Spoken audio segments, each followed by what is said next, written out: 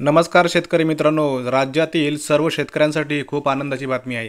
गेल्या अनेक दिवसांपासून प्रतीक्षा असलेला नैऋत्य मोसमी वारे अर्थात मान्सूनचे राज्यात रविवारी दिनांक 25 रोजी आगमन झाले। हवामान खात्याकडून रविवारी या संदर्भातील अधिकृत घोषणा करण्यात आली। कालच मान्सून केरळात दाखल झाला होता। त्यानंतर मान्सून महाराष्ट्रात पोहोचण्यासाठी 1 ते 2 दिवस जातील असा अंदाज होता।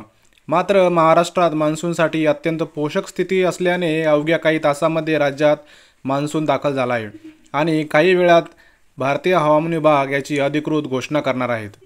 दरवर्षी मान्सून साधारणपणे 7 जूनच्या आसपास राज्यात दाखल होतो, मात्र यंदा मान्सून 12 दिवस आधीच महाराष्ट्रात दाखल झाला आहे।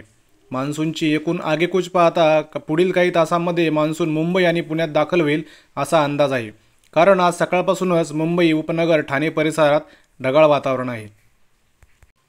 मान्सूनचे आगमन झाल्याने शेतकऱ्यांना मोठा दिलासा मिळणार आहे।